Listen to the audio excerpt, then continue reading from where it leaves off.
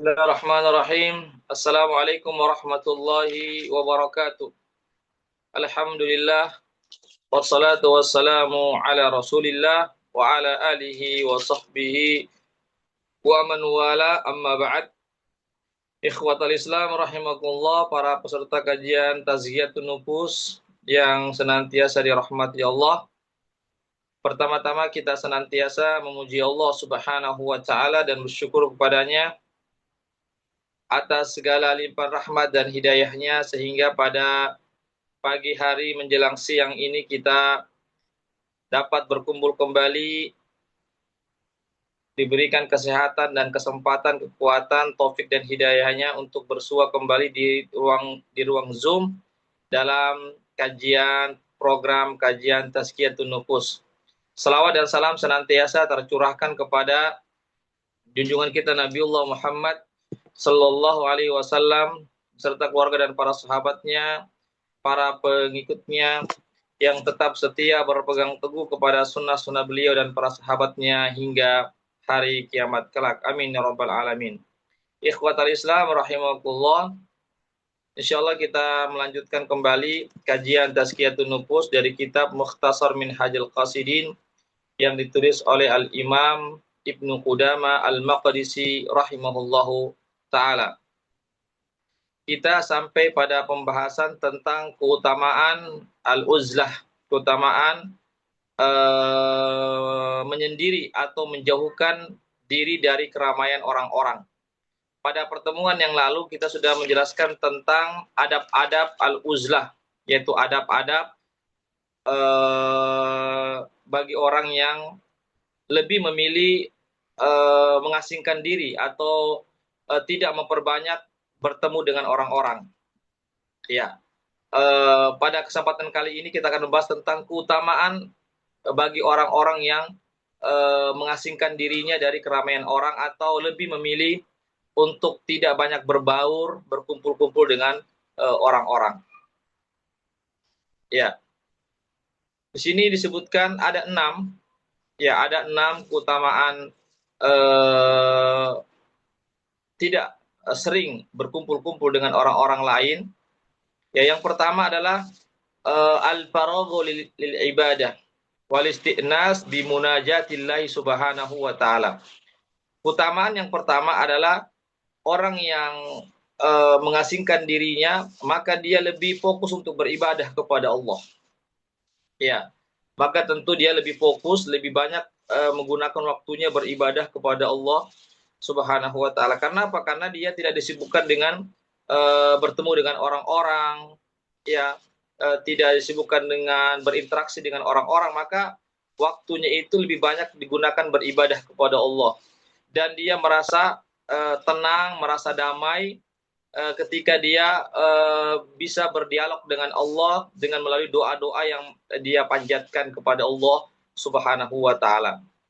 Maka fokusnya untuk beribadah dan merasa damai, tenang, merasa enak tatkala kita berdoa kepada Allah, berzikir kepada Allah dan seterusnya, maka itu membutuhkan waktu yang kosong, waktu yang luang.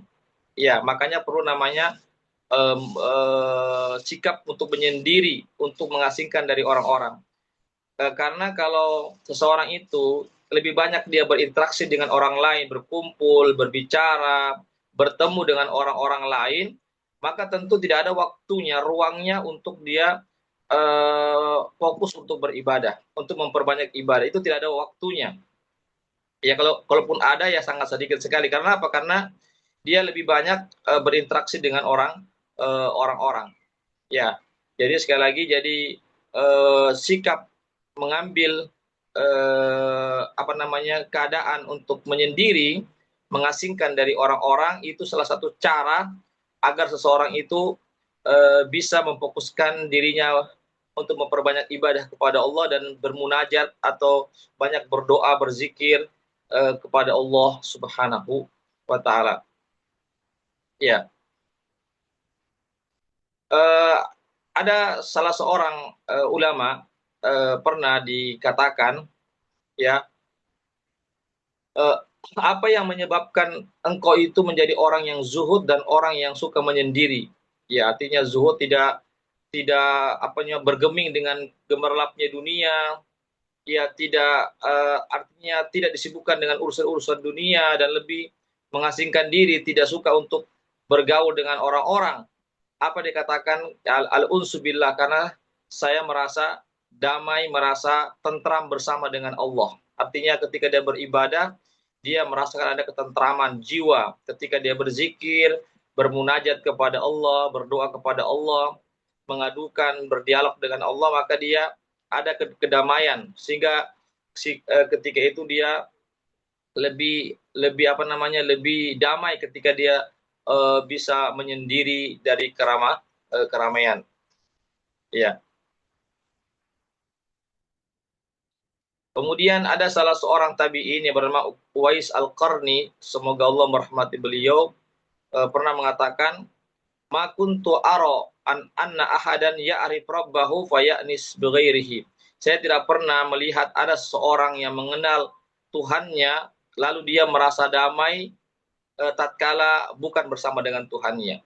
Artinya kalau orang itu merasa damai, merasa tentram bersama dengan Allah, maka dia tentu memperbanyak untuk bersama dengan Allah. Maksudnya bersama dengan Allah untuk senantiasa berdoa, berzikir, ya memperbanyak ibadah kepada Allah Subhanahu wa taala. Ya, maka jika dia mengaku mengenal Allah, dekat kepada Allah, maka dia mesti banyak banyak untuk memfokuskan dirinya beribadah kepada Allah dengan senantiasa berinteraksi dengan Allah tanpa artinya mengurangi interaksi dengan orang-orang. Ya, itu faedah yang pertama. Ya, yaitu agar seseorang itu lebih fokus beribadah kepada Allah dan lebih damai, tentram, nikmat ketika bermunajat, berdoa kepada Allah Subhanahu wa taala. Faedah yang kedua dari keutamaan atau faedah dari mengasingkan diri dari orang-orang, yaitu apa? Dengan adanya pengasingan diri dari orang-orang, maka seorang itu terbebas dari kemaksiatan. Ya, terbebas dari kemaksiatan yang terjadi karena akibat interaksi dengan orang-orang. Ya, karena kemaksiatan itu kan bisa terjadi karena disebabkan interaksi dengan orang-orang kan. Ya, di antaranya apa namanya? Di antaranya orang-orang yang suka berinteraksi dengan orang-orang lain, suka bergaul dengan orang-orang lain, yaitu biasa yang terjadi adalah di situ adalah ghibah. Ya, ketika kita kumpul-kumpul dengan orang lain, biasanya ada di antara kita itu yang membicarakan aib-aib orang lain. Ya, maka kita pun juga ikut terlibat di situ sebagai pendengarnya. Bahkan kita juga bisa ikut juga menggibahi orang lain. Yang tadinya kita sebagai pendengar, tapi karena kita sudah asik, akhirnya pun kita ikut juga menggibahi orang lain. Itulah bahayanya kalau orang sering-sering berinteraksi dengan orang lain. Karena boleh jadi ada dari diantara kita itu yang sukanya dia menggibahi orang lain ketika berkumpul. Makanya dengan adanya uzlah, mengasingkan diri, maka kita terbebas dari perbuatan gibah. Ya, meskipun barangkali kita tidak bergibah, tetapi kita ikut-ikut bersama dengan mereka sebagai pendengar saja misalnya, ya itu juga sebenarnya sudah termasuk juga menggibahi orang lain. Ya, apatah lagi kalau kita tidak mampu untuk mencegah mereka untuk tidak berbuat gibah. Ya, kalau kita mampu mencegahnya maka itu lebih baik. Tapi kalau kita tidak mampu, dan juga perasaan benci kepada orang yang suka bergibah itu, ini boleh jadi kita masuk dalam perbuatan gibah itu sendiri meskipun kita tidak menggibahi orang lain, hanya sekedar mendengarkan saja atau merasa asik mendengar ketika ada orang yang menggibahi orang lain. Ya, yang kedua adalah kalau orang berinteraksi dengan orang lain, maka konsekuensinya dia harus menegakkan amar ma'ruf nahi mungkar, yaitu apa? Dia harus menyuruh orang berbuat kebaikan dan mencegah dari kepada kemungkaran. Karena apa? Karena begitulah konsekuensinya tatkala kita bergaul dengan orang-orang, maka yang terjadi adalah boleh jadi ada kemungkaran yang kita lihat, ada kemaksiatan yang kita lihat di tempat itu. Maka kita sebagai seorang mukmin, maka kita berkewajiban untuk mencegah kemungkaran seandainya ada orang-orang tersebut atau teman-teman kita yang berbuat kemungkaran, kemaksiatan, kita harus cegah sedapat mungkin. Ya, itu konsekuensinya kalau kita bergaul dengan orang-orang. Ya, begitu juga tatkala ada kebaikan yang mereka tidak kerjakan, maka kita berkewajiban untuk mengajak mereka kepada kebaikan. Ya, itulah konsekuensinya bagi orang yang suka atau sering-sering bergaul, berinteraksi dengan orang lain, maka dia harus memiliki sifat amar ma'ruf nahi mungkar. Ya, itu yang kedua. Yang ketiga, orang yang suka melakukan interaksi, berkumpul, bergaul-gaul dengan orang-orang lain, maka itu bisa saja timbul adanya ria di situ. Adanya ria. Artinya boleh jadi kita yang hadir di situ menampakkan kita punya kebaikan-kebaikan, kita ceritakan dan seterusnya, itu boleh jadi menimbulkan sifat ria. Ya, begitulah kondisi kalau orang bergaul dengan orang lain. Terkadang ada hal-hal yang sebenarnya kita tidak perlu kasih tahu orang, akhirnya kita kasih tahu dengan tujuan ria. Ya. Yang keempat, ya, artinya bahayanya kalau kita sering-sering bergaul dengan orang lain, ya, yaitu kita bisa saja meniru akhlak-akhlak orang lain yang jelek akhlaknya. Kalau akhlak yang baik, alhamdulillah. Tapi boleh jadi karena kita sering berinteraksi dengan mereka, berkumpul, bertemu dan seterusnya, maka boleh jadi ada akhlak-akhlak yang buruk kita ikuti.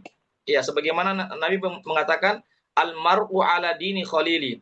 Seseorang itu tergantung dari akhlak temannya.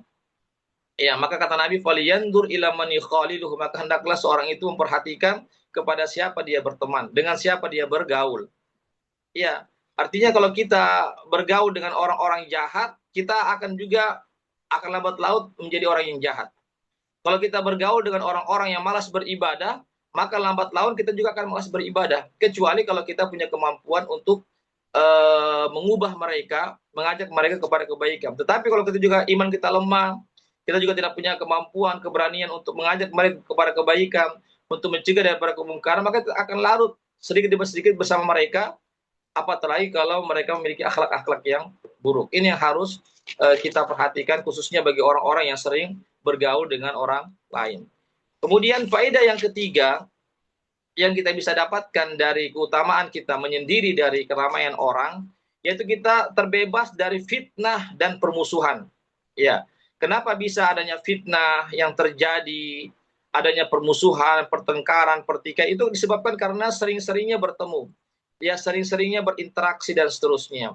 Ya, adapun orang yang mengasingkan dirinya, ya, dari keramaian orang-orang, ya, maka dia bisa menjaga dirinya untuk tidak terjerumus kepada fitnah, ya, untuk tidak terjerumus dalam pertikaian, perdebatan, perselisihan dan seterusnya. Ya, ini yang harus kita perhatikan bersama. Ya, begitulah konsekuensi tatkala kita berinteraksi dengan orang-orang, ya, ada salah ucap, ya, ada salah paham, akhirnya bermusuhan, berkelahi, debat dan seterusnya, timbulnya fitnah-fitnah dan seterusnya. Ini yang harus kita perhatikan, ikhwatul Islam, azakumullah. Ya. Kemudian faedah yang keempat dari keutamaan dari mengasingkan diri dari keramaian orang, yaitu kita terbebas dari keburukan orang. Iya, kita terbebas dari gangguan-gangguan orang. Ya, jadi gangguan-gangguan orang itu bisa saja berupa ghibah yang dia lakukan, yang dia bicarakan aib-aib orang lain. Bisa saja dia melakukan namimah, adu domba. Ya, bisa saja dia berburuk sangka, bisa saja dia menuduh, bisa saja dia melakukan sifat-sifat tamak.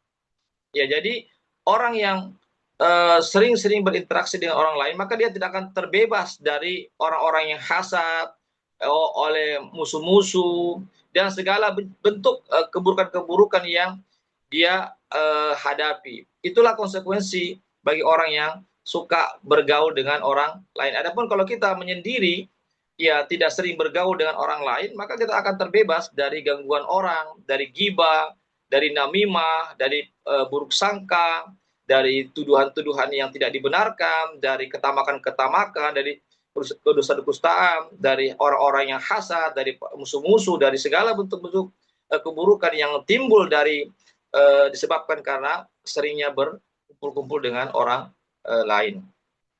Ya, ini ikhwatul Islam, azakumullah. Sebagaimana perkataan salah seorang ulama Ibrahim bin Adham, seorang tabi'in mengatakan, la tata'arraf ila man la ta'rif. Ya, janganlah engkau berupaya mengenal ya atau bergaul berinteraksi dengan orang-orang yang engkau tidak ketahui.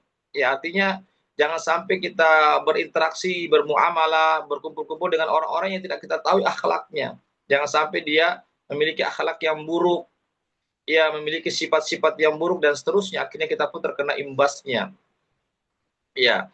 Wa angkir man ta'rif, dan hendaklah engkau mengingkari siapa yang engkau ketahui. Maksudnya orang-orang yang kita ketahui, kita pun juga memberikan semacam sikap juga tidak sering-sering bergaul dengan mereka. Meskipun orang itu kita ketahui, atau kita berupaya untuk meluruskan akhlak mereka, perbuatan mereka jika mereka perbuatannya itu bengkok, maksudnya menyelisih syariat. Maka konsekuensi kita dua kepada orang yang kita kenal, yaitu kita tidak sering-sering bertemu dengan mereka, tidak sering-sering kita bergaul dengan mereka. Yang kedua, atau kita memberikan wujangan-wujangan nasihat tatkala dia menyimpang dari jalan Allah Subhanahu wa Ta'ala. Karena apa? Karena orang itu kita kenal dia, ya sahabat kita atau keluarga kita atau dan seterusnya. Kita harus memberikan nasihat kepada, jangan kita membiarkan mereka dalam kemaksiatan dan seterusnya. Itulah konsekuensi bagi orang yang bergaul dengan orang lain. Ya, ini ikhwatul Islam, a'azakumullah. Ya, yang keempat, faedah yang kelima bagi orang yang mengasingkan dirinya dari keramaian orang, yaitu maka orang lain tidak akan tamak kepadanya. Ya, tidak akan berambisi yang ada pada orang tersebut. Begitu juga dia juga akan tidak tamak kepada orang lain. Ya, karena dia menyendiri. Ya, kalau dia menyendiri, apa yang dia tamakkan, apa yang dia ambisikan kepada yang dimiliki oleh orang lain? Karena dia menyendiri. Begitu juga orang lain juga tidak bisa berambisi kepadanya. Apa yang dia miliki itu orang lain tidak bisa mengambilnya, tidak bisa memanfaatkannya dengan ketamakan-ketamakan yang lain karena dia menyendiri. Tapi kalau kita suka bergaul dengan orang lain, memperbanyak berkumpul dengan orang lain, maka akan terjadi dua sisi, yaitu orang lain akan tamak kepada kita, artinya boleh jadi dia akan manfaatkan kita ya sesuai dengan apa yang dia inginkan, atau kita pun ingin memanfaatkan mereka apa yang kita inginkan. Inilah salah satu dari konsekuensi bagi orang yang suka bergaul dengan orang-orang lain. Ini ikhwatul Islam yang harus kita oleh karena itulah kata Nabi dalam hadis yang sahih, undur ila man dunakum wala tandur ila man fawqakum fa innahu ajdaru alla tazdaru ni'matullah alaikum. Dalam hadis yang sahih riwayat Imam Muslim, beliau mengatakan, hendaklah kalian melihat kepada orang yang lebih rendah dari kalian, dan janganlah kau melihat kepada orang yang lebih tinggi dari kalian, karena yang demikian itu lebih pantas agar kalian tidak meremehkan nikmat Allah atas kalian. Ya, ini maksudnya konsekuensi kalau kita bergaul dengan orang lain, maka kita harus punya filter. Jangan sampai kita karena asiknya kita bergaul dengan mereka, akhirnya kita melihat kehidupan mereka yang serba wah dari segi keduniaan, dari segi materi. Akhirnya apa yang terjadi? Akhirnya kita pun meremehkan nikmat Allah Subhanahu wa Ta'ala. Padahal sebenarnya begitu banyak nikmat Allah yang Allah berikan kepada kita, tapi karena kita selalu melihat orang-orang yang lebih dari kita, dari segi penampilannya, dari segi fisiknya, dari segi materinya, dari segi kekayaannya, sehingga kita pun menyadari bahwasanya seolah-olah Allah itu tidak memberikan nikmat kepada kita, padahal begitu banyak nikmat yang Allah Subhanahu wa Ta'ala berikan kepada kita. Jadi kalau seorang itu juga harus dia harus bergaul dengan orang lain, ya maka dia harus bisa bagaimana bisa mengontrol dirinya untuk tidak melihat ya kelebihan-kelebihan orang dari segi fisiknya, dari segi hartanya, jabatan dan seterusnya, agar dia terus senantiasa dia bisa mensyukuri nikmat yang Allah Subhanahu wa taala berikan kepadanya. Kemudian yang terakhir, keutamaan yang terakhir bagi orang yang mengasingkan diri dari keramaian-keramaian, kesibukan-kesibukan adalah maka seseorang itu akan bebas dari melihat orang-orang yang bodoh, ya orang-orang yang bodoh secara akhlak. Iya, ini bisa dia bebas dari akhlak-akhlak yang buruk. Iya. Kenapa? Ya, ya karena kalau dia sering-sering bergaul dengan orang lain, ya maka dia akan menyaksikan bagaimana perbuatan-perbuatan orang yang bodoh akhlaknya. Ya barangkali boleh jadi dia pintar dari segi yang lainnya, tapi akhlaknya dia tidak ada.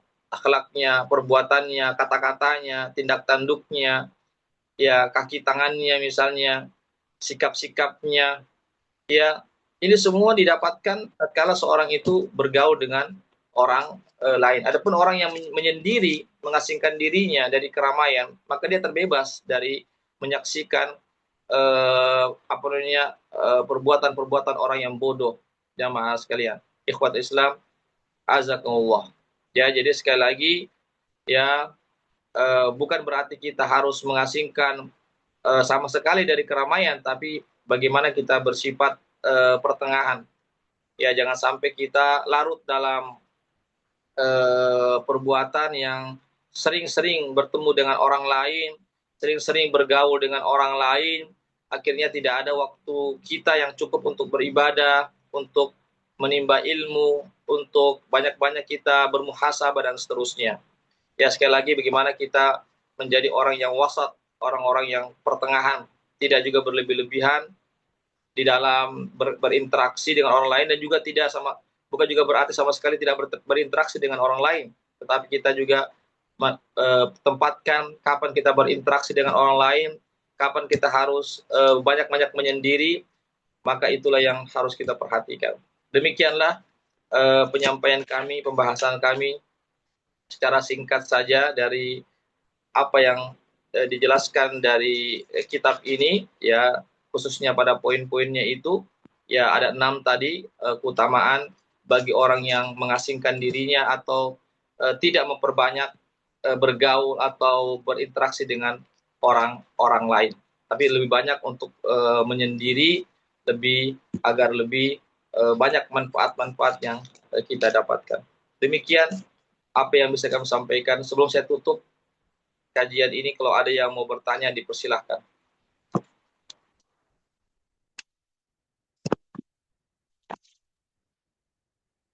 Ya, baik, kalau tidak ada yang ditanyakan, mudah-mudahan bisa dipahami khususnya tentang keutamaan mengasingkan diri dari keramaian-keramaian orang.